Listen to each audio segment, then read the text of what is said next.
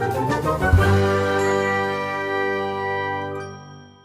તમે પણ અમારા મનપસંદ ટોયઝ ઓર્ડર કરી શકો છો www.buntonkids.com થી. Link is in the description. Gattu visitor farm. ગટ્ટુના પપ્પાના બહુ જ મિત્રો હતા અને તેમના બધા જ મિત્રો તેમના ઘરે આવતા જતા હતા. એટલે ગટ્ટુ ચિંકીની પણ પપ્પાના બધા જ મિત્રો સાથે સારી એવી મિત્રતા થઈ ગઈ હતી. પપ્પાના મિત્રો જ્યારે પણ આવતા ખાલી હાથે ન આવતા.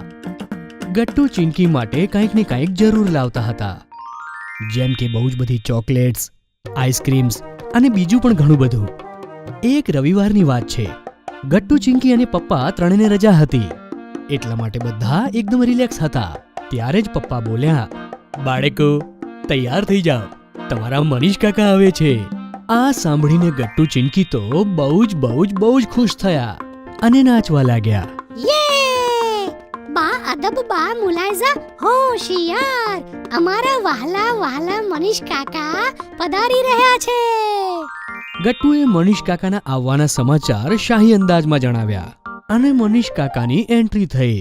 અરે ખેડૂત છું ભાઈ, કોઈ રાજા મહારાજા નથી. કાકાના હાથમાં તેમની વાડીથી લાવેલા શાકભાજી અને ફ્રૂટ્સ હતા. ભાઈ મનીષ, તું અમારા માટે કોઈ રાજા મહારાજાથી ઓછો થોડો છે. અરે જ્યારે પણ આવે છે અમારા માટે વાડીએથી તાજા શાકભાજી અને ફળો લાવે છે. હવે આટલું મોટું દિલ અને શહેરના ખૂણે આટલી મોટી વાડી, એ તો કોઈ રાજા મહારાજાનું જ હોઈ શકે. આ સાંભળીને મનીષ કાકાની સાથે મમ્મી પણ હસવા લાગી અને પછી મમ્મીએ મનીષ કાકા પાસેથી બધો જ સામાન લઈ લીધો અને તે અંદર ચાલી ગઈ. હોલમાં પપ્પા અને ગટ્ટુ ચિંકી મનીષ કાકા સાથે બેસીને વાતો કરવા લાગ્યા. હકીકતમાં મનીષ કાકા એન્જિનિયર હતા, પણ સાથે ખેતી પણ કરતા હતા. શહેરની નજીકમાં જ તેમની મોટી એવી વાડી હતી. બોલો ગટ્ટુ ચિંકી, ક્યારે જવું છે આપણું ફાર્મ જોવા માટે? જ્યારે તમે લઈ જાઓ. અરે મનીષ, આ બંને તો ક્યારના તૈયાર બેઠા છે. તારે જ્યારે પણ સમય હોય આ બંનેને વાડીએ લઈ જા. અરે તો આજે જ ચાલો, મારી પાસે આજે ટાઈમ છે. આ સાંભળીને તો ગટ્ટુ ચિંકી નાચવા લાગ્યા. પછી ગટ્ટુ ચિંકી ફટાફટ તૈયાર થઈ ગયા અને મનીષ કાકાની સાથે તેમની ગાડીમાં બેસીને વાડી તરફ નીકળી ગયા. જેવો જ ધરતી ઉપર ગટ્ટુ ચિંકીએ પગ મૂક્યો, એમને એકદમ તાજી હવા અને કુદરતનો અહેસાસ થયો. વાવ! આવી તાજી હવા અને આવી શાંતિ શહેરમાં ક્યારે મળી જ ન શકે. અંકલ, તમારું ફાર્મ ક્યાં છે? ત્યાં જુઓ સામે. ગટ્ટુ ચિંકીએ સામે જોયું તો તેઓ જોતા જ રહી ગયા. સામે એવી લીલોતરી અને એ લીલોતરી વચ્ચે સુંદર મજાનું ફાર્મ હાઉસ હતું, જેની કલ્પના કોઈ સપનામાં પણ ન કરી શકે. ગટ્ટુ ચિંકીએ ફાર્મ જોયું અને તે ફાર્મ તરફ દોડવા લાગ્યા. ત્યારે જ તેમને કોઈ કૂતરાના ભસવાનો જોરદાર અવાજ આવ્યો. ગટ્ટુ ચિંકીએ જોયું કે એક કૂતરું ભસતા દોડતા તેમની તરફ આવી રહ્યું છે. કૂતરાને જોઈને ચિંકીએ જોરથી બૂમ પાડી. ઓહ, મેજિક! ગટ્ટુ જો, આપણો મેજિક કેટલો મોટો થઈ ગયો. અને બંને મેજિકને બોલાવતા બમણી ઝડપથી મેજિકની પાસે આવ્યા. મેજિક બંનેને ચાટવા લાગ્યો. ગટ્ટુ ચિંકીએ પણ તેને ખૂબ પ્રેમ કર્યો અને ખાસ તેના માટે લાવેલા બિસ્કિટ તેને ખવડાવ્યા. હકીકતમાં મેજિક ગટ્ટુ અને ચિંકીનું ડોગી હતું.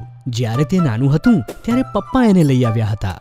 મમ્મીને ડોગી ગમતું ન હતું, એટલે મનીષ કાકા તેને પોતાના ફાર્મ પર લઈ આવ્યા હતા. મેજિક હવે ખૂબ જ મોટું થઈ ગયું હતું અને છતાં તેણે ગટ્ટુ ચિંકીને ઓળખી લીધા હતા. પછી ગટ્ટુ ચિંકી, મેજિક અને મનીષ કાકા વાડીમાં ફરવા લાગ્યા.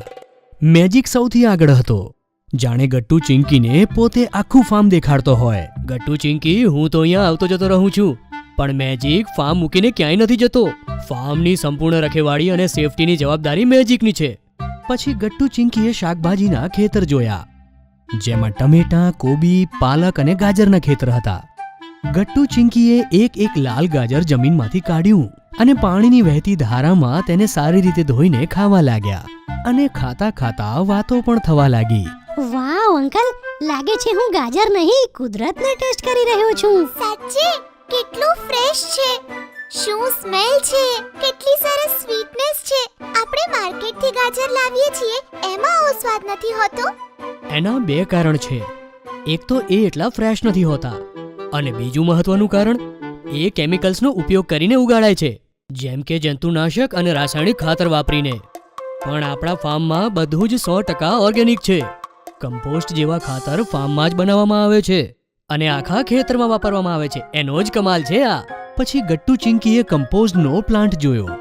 તેના પછી તેમણે ફાર્મમાં અલગ અલગ ડિપાર્ટમેન્ટ્સ પણ જોયા, જેમાં એક હતું ડેરી ડિપાર્ટમેન્ટ, જ્યાં બહુ જ બધી ગાયો અને ભેંસ હતી. તેમનું દૂધ કાઢીને પ્રોસેસ થતી હતી. ત્યાં અહીંયા કાંઈ પણ વેસ્ટ નથી જતું. ગાયોને ચારો ખવડાવવામાં આવે છે, તેમાંથી દૂધ મળે છે, અને ચારાનું જે છાણ બને છે તેમાંથી કમ્પોસ્ટ બને છે. પછી તેમણે એક ડિપાર્ટમેન્ટ જોયો, જ્યાં બહુ બધી મરઘીઓ હતી. તે ફાર્મને ઈંડા આપવાનું કામ કરતી હતી. પછી ગટ્ટુ ચિંકીએ ફિશ ડિપાર્ટમેન્ટ જોયો. એક ખૂબ જ મોટું ઈંડા આકારનું તળાવ બનાવવામાં આવ્યું હતું. તેમાં બહુ જ બધું સાફ પાણી હતું અને તેમાં રંગબેરંગી માછલીઓ તરી રહી હતી. આ રીતે ગટ્ટુ ચિંકીએ મેજિક અને મનીષ કાકા સાથે ફરીને ફાર્મનો એક ખૂણો જોયો. પછી ત્યાં જ એમણે અંકલ અને મજૂરો સાથે બેસીને લંચ કર્યું. લંચમાં જવારનો રોટલો, મેથીનું લીલું શાક અને સાથે તાજી ડુંગળી, ગાજર, મૂળા, લીલા મરચા અને અલગ અલગ પ્રકારની ચટણી પણ હતી. વાહ, આવું લંચ મેં આની પહેલા ક્યારેય નથી કર્યું. સાચે જ બધું જ અદ્ભુત છે અહીંયા. પછી ગટ્ટુ ચિંકીએ ફાર્મ હાઉસમાં થોડીવાર આરામ કર્યો. ફાર્મ હાઉસ સુંદર ફાર્મમાં બનાવેલું એક સુંદર અને આલીશાન ઘર હતું, જેમાં શહેરની તમામ સુખ સુવિધાઓ હતી. પછી ગટ્ટુ ચિંકીએ ફાર્મના મજૂરો સાથે ફરીને તેમનું કામ જોયું અને સાથે સાથે તેમની સાથે બહુ બધી વાતો પણ કરી. અને જોતજોતામાં સાંજ પડી ગઈ. હવે સમય થયો ફાર્મ છોડવાનો. ગટ્ટુ ચિંકી અને મનીષ કાકા કાર તરફ જવા લાગ્યા તો મેજિક પણ તેમની પાછળ થયો. મેજિક, તું અમારી પાછળ ના આવ. અમે હવે જઈ રહ્યા છીએ, પણ ચિંતા ના કર, રવિવારે ફરી આવીશું. આ સાંભળી મેજિક ફરી ફાર્મ હાઉસ તરફ ભાગી ગયો અને ગટ્ટુ ચિંકી કારમાં બેસીને શહેર તરફ નીકળી ગયા.